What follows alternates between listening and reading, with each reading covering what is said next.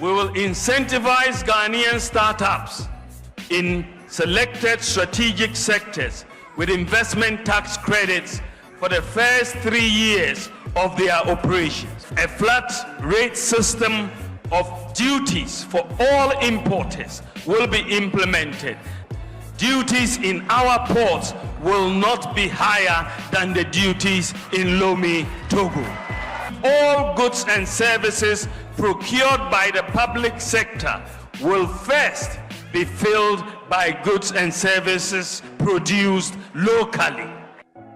Manifesto na mekan, enye ideas na mekan. Ladies and gentlemen, we are also going to establish an SME bank. We will make available proven reserves data from the Geological Survey Authority to small-scale miners to help deal with the associated problem of trial and error digging.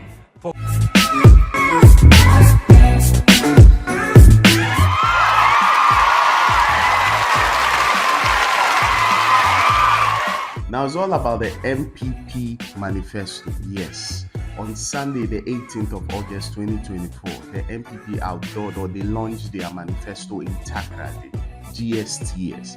Now the whole manifesto of the NPP was to talk about, if they are voted to stay in power, exactly what their plans for Ghanaians were, how they were going to change the economy, or I can't really use change for them because they are the party in power. So how they are going to shape up the economy for the next 4 years, that's from 2024 to the year 2028.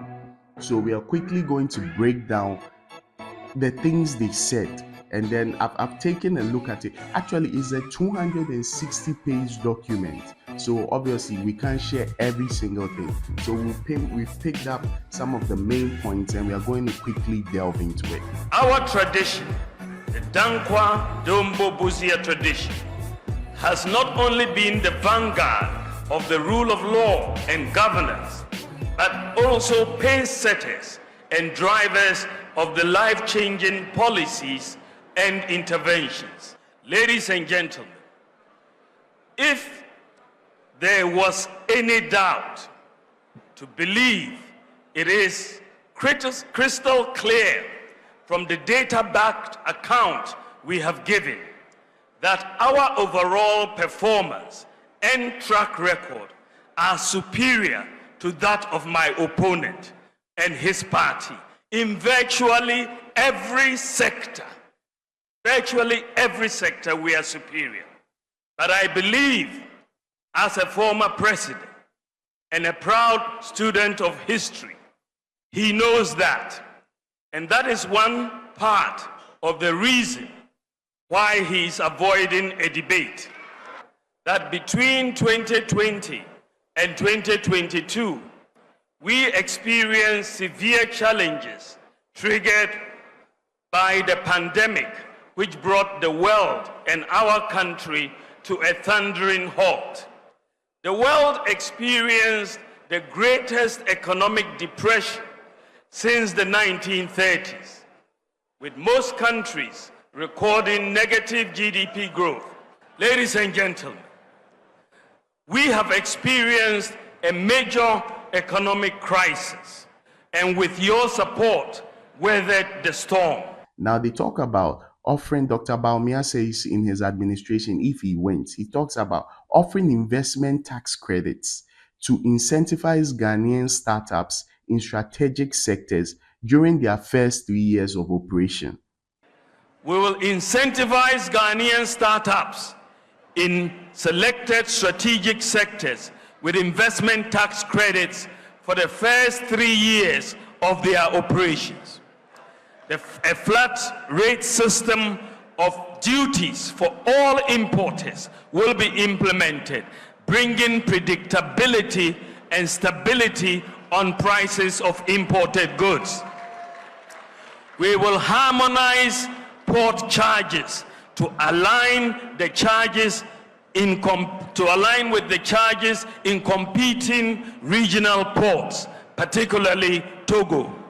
Duties in our ports will not be higher than the duties in Lomé, Togo. So they are saying that in the first 3 years, so let's say if they win in December, by December 9th, we will know Baby Adeneko, right? Now, handing over will be 7th January.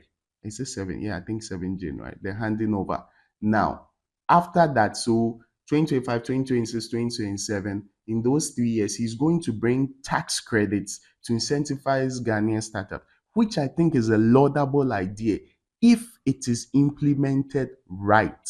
Now, my problem is now when you come with the manifesto, I try to look at okay, you said this, but is it possible? Is it feasible? If we are, let me not jump the gun. Let me not jump the gun. We'll get there. We'll get to the financing of the manifesto, because if you are giving tax credits, that means you are losing money from giving those tax credits. How are you going to get the money to supplement this thing that you are losing? So let's go on.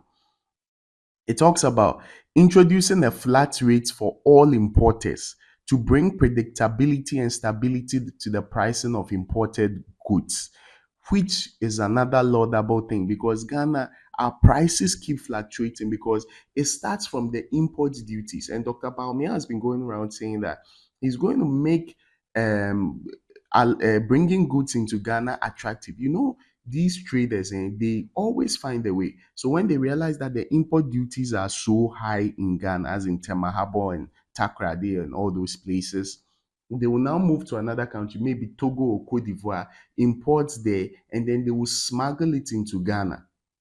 So Dr. Baumia is saying that you wouldn't even need to do that. If he gives a flat rate, it's a predictable rate. It's not like today to be this, tomorrow something will change and all that. So he's bringing a flat rate. So across different consumer items or different types of commodities, you know that if you bring this container and this, that, with this, that, you pay this, and it's going to be stable according to what he's saying. The government's purchasing power to stimulate industrial expansion and business growth. This will help create jobs by rolling out a Buy Ghana First policy, under which all goods and services procured by the public sector will first be filled by goods and services produced locally. Manifesto na mekan, meme ideas na mekan. Now it says that reforming electricity tariffs to establish a structure where commercial rates are equal to or lower than residential rates, ensuring affordable power for industries and businesses. Ladies and gentlemen, we are also going to establish an SME bank to meet the special financing needs of small, medium, and small-scale medium enterprises, which will employ over 80% of Ghanaians. I'm all for it. People can get access to loans. People can get money. It's SME focus, small and medium enterprises focus. So if you go there, there'll be preference. Now it says that they'll be reforming the licensing regime for small-scale mining sector. We will make available proven reserves data from the Geological Survey Authority to small-scale miners to help deal with the associated problem of trial and error digging for gold, which destroys our environment. Once the data is available, the small-scale miners will know exactly where the gold is, and so they don't have to do trial and error. They'll go directly to where the gold is, and the environment will not be destroyed. It's a laudable manifesto. On paper, they've thought about Ghanaians. They've talked about businessmen from large scale to small scale, medium enterprises and all that. But the question is, how are we going to finance it? They talked about digitization. When I did the NDC manifesto, I already told you that there's a battle who brought this training 1 million people. They talked about it. But the question is how? Financing. Now it's all about, as I'm growing older, all I think is financing. When you say the thing, how are you going to finance it? Because if you show me how exactly you are going to finance it and it's feasible, then I know all you are saying is true. So in the coming days, we'll be delving deeper. As and when it's explained, we'll come back. So for now, what I'm saying is that this year we are choosing the lesser of two evils because Obiabwa. So I've done my part. I've read the major parts of it. Over to you. Let me know in the comment section what you think. Remember, like, subscribe, share, and then ring the bell. It's the bell that'll give you notification the very moment I step into the studio to speak. Thank you for your subscription and your support. Catch you same time. Bye.